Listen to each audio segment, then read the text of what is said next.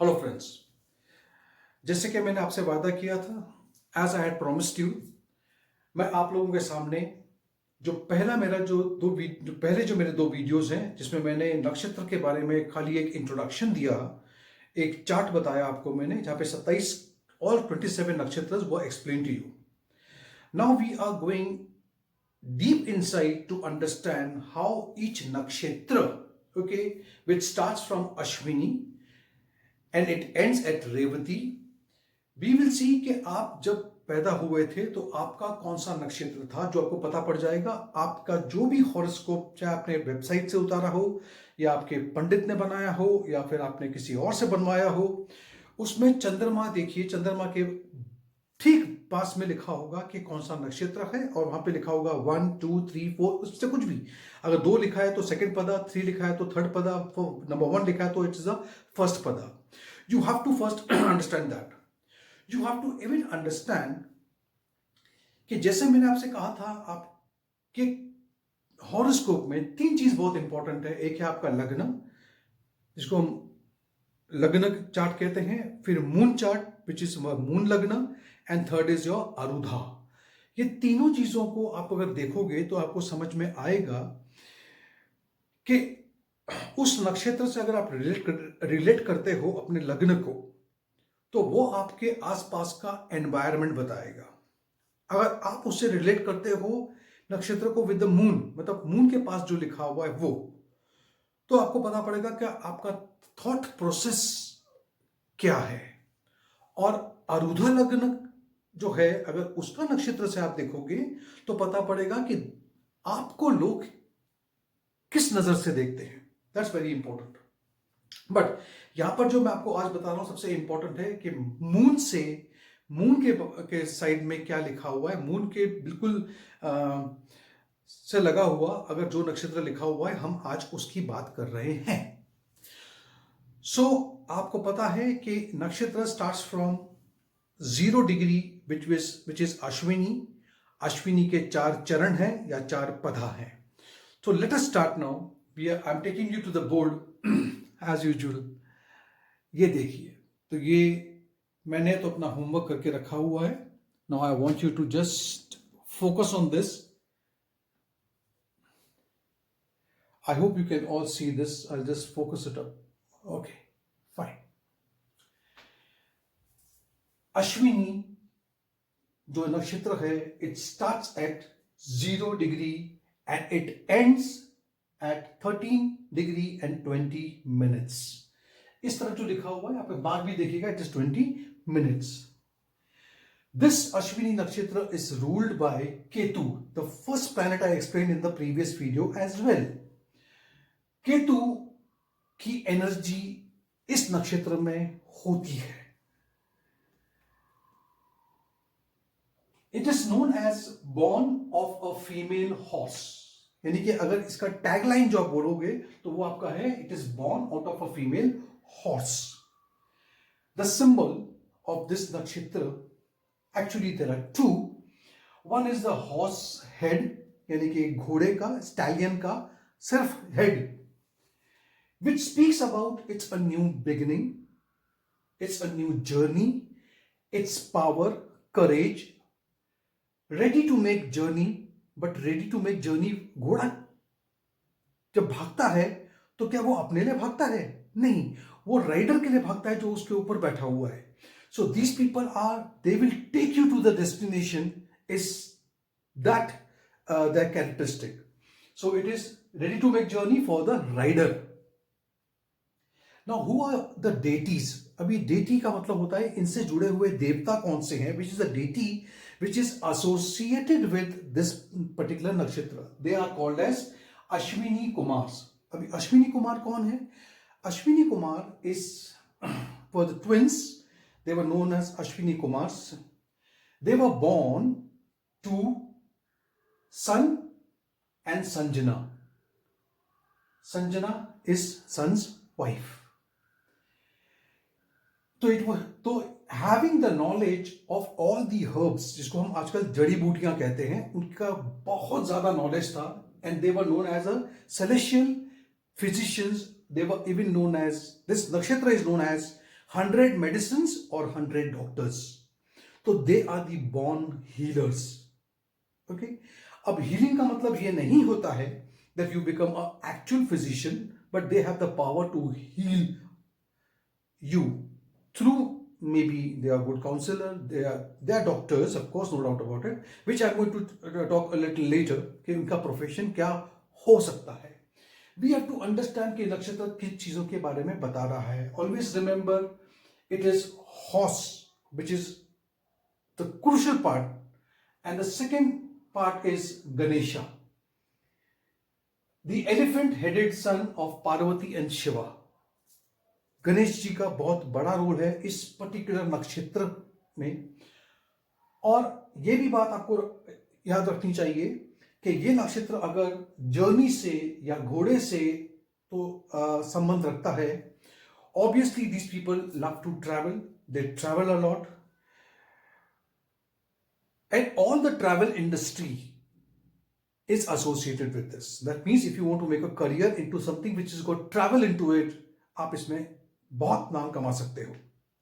अगर आप ऐसी किसी इंडस्ट्री से जुड़ते हो जिसमें ट्रैवलिंग भी हो और साथ में मेडिसिन भी हो, तो बहुत अच्छा नाम कमा सकते हो। So we have to understand from the नक्षत्र कि what it says. Now if you were born, now I will bring it down over here. Now if you see, if you are born in Pada 1, which runs from 0 to 3 degree 20 minutes, you will find that these people are most pioneering, courageous, active, full of energy. They are full of energy. If you are born in Pada 2, दूसरे चरण में अगर आप पैदा हुए हो, जो कि 3 डिग्री और 20 मिनट से लेकर के 6 डिग्री 40 मिनट्स तक है, then these people are very practical, resourceful, graceful and material manifesting होता है। अब मैं बता दूं कि क्यों मैंने ये कहा कि यहां पर ये बहुत पायनियरिंग है और यहां पे बहुत प्रैक्टिकल है। अंडरस्टैंड, जब ये नक्षत्र लगेगा इस डिग्री में, तो सबसे पहला चरण जो होगा वो एरीज ही होगा। इसको नवमांश बोलते हैं हम। यहाँ पे एरीज में एरीज ही होगा, बट जैसे वो 3 और 6 के बीच में आ जाएगा तो it will become Taurus. And you know Taurus people are very practical people, okay, materialistic भी होते हैं ये लोग। नाउ जब ये 6 से लेके जो तीसरा पदा है 6 डिग्री से लेके 10 डिग्री तक है, you will see this people are ruled by Gemini, यानी कि मिथुन राशि, मतलब नवमांश की बात कर रहा हूं मैं। तो they are very light, humorous, जो एक जेमिनाई की क्वालिटीज है वो इनमें होगी। दे आर कम्युनिकेटिव, बात करना, गुड ओरिएटर्स, क्विक कॉम्प्रिहेंशंस इनमें होगा, और मेंटल एबिलिटी और एक्टिविटी बहुत ज्यादा होगी। नाउ सीधी सी बात है, जेमिनाई के बाद में ये आ जाएगा cancer, which is the 4th पदा इन अश्विनी नक्षत्र, विच इज 10 to 13.20 मिनट्स। अब Geminian are known as moon से रिलेटेड है ये साइन, तो it is, they are healers, they are emotional, they are collective, consciousness बहुत होती है इनके अंदर, एम्पैथी से भरे हुए होते हैं ये लोग। तो फ्रेंड्स, मैंने आप लोगों को बता दिया कि अश्विनी नक्षत्र में ये सब लोग क्या करते हैं। Now I will continue from here in Ashwini nakshatra. Let me prepare my board and coming back to you, stay. Okay friends, now आप जो बोर्ड पे देख रहे हो, now this is very important. Now I am getting into the depth में, थोड़ा सा उसमें उस नक्षत्र में उतर करके देखने की कोशिश कर रहे हैं। अश्विनी नक्षत्र है, ये आपको मैंने पहले बता दिया था। अश्विनी के नक्षत्र में, सॉरी, राशि में, एरीज राशि में आपको 3 नक्षत्र हमेशा दिखाई देते हैं। वो है अश्विनी, जिसके 4 पदास एरीज में ही है। उसके बाद का जो नक्षत्र है भरनी, और उसके बाद कृत्तिका। अश्विनी और भरनी जो है वो 4-4 पदा, 4-4 चरण इसी राशि में है, लेकिन कृत्तिका का सिर्फ एक ही चरण है जो इस राशि में है, यानी कि बाकी के 3 चरण नेक्स्ट राशि जो है भरनी में चले जाएंगे। Okay, it will go into taurus. So next राशि जो होगी that will become taurus. After this, यानी कि वृषभ राशि। अब ऐसे कौन से प्रोफेशन हैं जो ऐसे नक्षत्र वाले अगर अपने हाथ में, या उनका अगर पैशन हो या उनके दिमाग में हो या उस तरह की पढ़ाई वो करना चाहते हैं जिससे इनका प्रोफेशन अगर all types of healing profession बन जाता है, यानी कि किसी भी टाइप की जो प्रोफेशन है वो अगर हीलिंग से है, यानी कि मैं आपको ये भी बता दूं कि हीलिंग के अंदर you will find people who do healing through touch therapy, जिसको हम रेकी भी कहते हैं। फाइन। सो ये सब चीजें जो है किसी भी टाइप की ऐसी चीज जो दूसरे व्यक्ति को हीलिंग दे पाए। हॉर्स ट्रेनर्स बहुत अच्छे रहते हैं, क्योंकि मैंने बताया था का सिंबल हॉर्स है, और हॉर्स पे जो राइडर है वो सिंबल है इसका। तो हॉर्स ट्रेनिंग आप बहुत से लोग होते हैं जो करना पसंद करते हैं। Physician, any form of physician अगर आप हो वो आपके लिए बिल्कुल परफेक्ट है। थेरेपिस्ट आप बनना चाहो, चाहे फिजियोथेरेपिस्ट बनना चाहो, आपके लिए बहुत अच्छा है। किसी भी तरह के केमिस्ट की दुकान आप खोलना चाहो या केमिस्ट बनना चाहो, फार्मेसी करना चाहो, तो आप कर सकते हो। अच्छे काउंसलर हो, अच्छे टीचर हो। अगर आप अश्विनी नक्षत्र में हो, promotional and motivational job, motivational speakers भी इन्हीं में पाए जाते हैं। ट्रैवलिंग इंडस्ट्री, किसी भी तरह की ट्रैवलिंग इंडस्ट्री, ट्रैवल एजेंसी हो या ट्रैवलिंग इंडस्ट्री हो, या you are into any sort of thing, तो आपको ये इंडस्ट्री बहुत सूट करेगी। डिफेंस, क्योंकि it is a martial energy हो ईयर, मतलब मार्स की एनर्जी है, तो they are very good with defence. Mechanical engineering और ज्वेलरी भी, अगर वो ज्वेल में उतरना चाहते हैं तो वो भी ये कर सकते हैं, बिकॉज इनकी एनर्जी मार्स की है। भरनी में ये प्रोफेशन देखिए पूरी तरह से चेंज हो जाएंगे। वाई? बिकॉज एनर्जी एरीज में ही है, बट एनर्जी किसकी है? एनर्जी इज ऑफ वीनस, यानी कि शुक्र की एनर्जी आ जाएगी।